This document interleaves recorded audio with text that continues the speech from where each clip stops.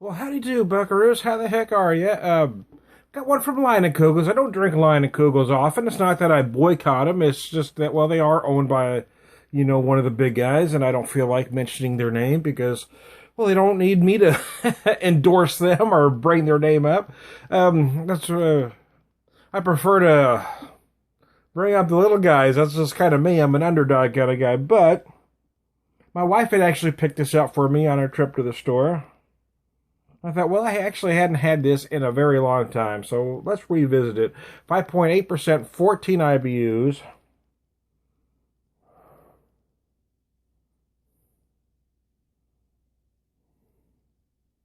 The nose is pleasantly malty, a tad sweet.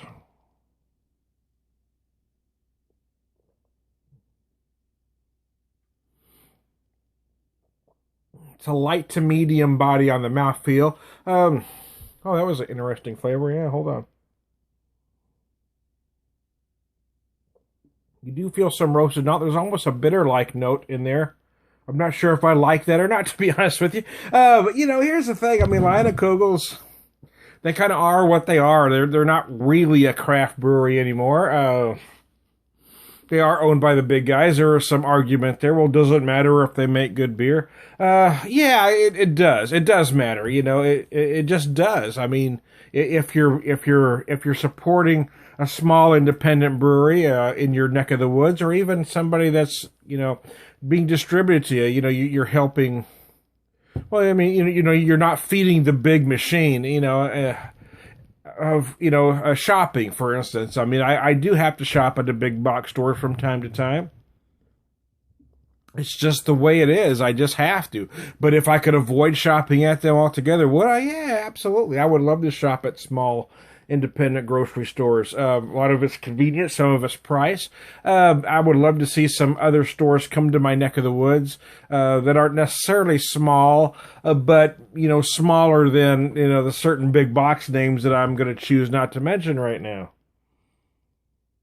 And there's some we could debate or disagree all day whether Kugel's quality has gone down since they were bought out. I mean, I don't know, to be honest with you. I mean, I don't have a time machine to go back and taste it exactly how it was to how it is now. My recollection is I don't have the same feelings for the beer that I once had, but that could just be because my taste buds have changed. I mean, I've at that time, the very first time I had a Liney's, was mid '90s, and there just wasn't a lot of craft beer going. Oh, actually, probably early to mid. I'm not sure.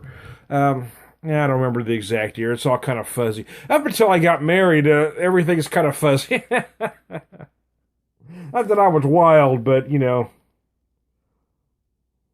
like to keep my past in that don't ask, don't tell kind of realm.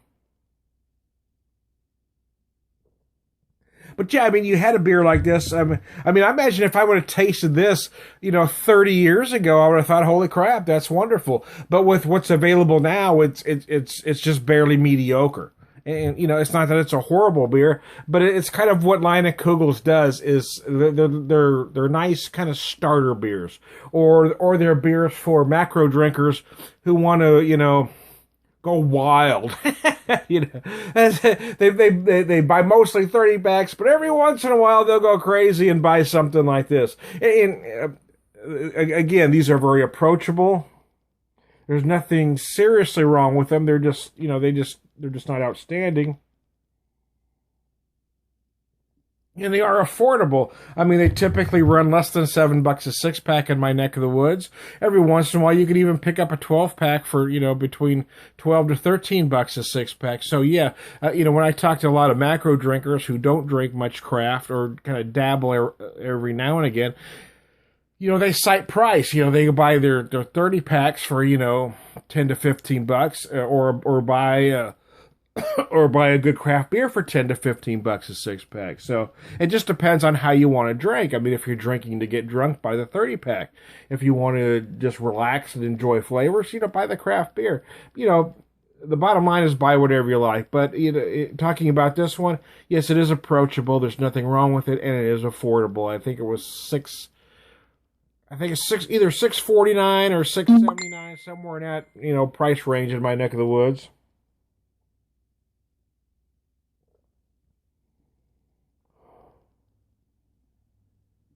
The aromas aren't unpleasant. You do get some nice malt notes. They're just not. Both the flavors and aromas, for me anyway, just don't seem to be well defined. Not that it's a bad beer, because it really isn't, and it probably is worth the price you pay for it.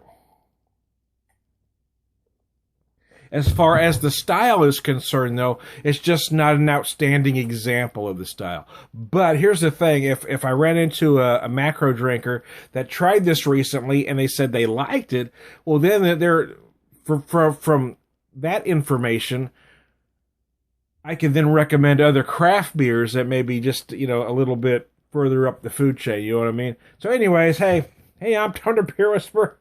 I don't mean to upset the folks at Leiny's. I mean, they're really not bad beers. If you're just kind of an average beer drinker, if you drink mostly macros, this is probably the way you want to go. But if you're looking for an outstanding example of the style, for me, this isn't it. But it's not a bad beer. I'm Tony Beer Whisperer. We'll talk to you later.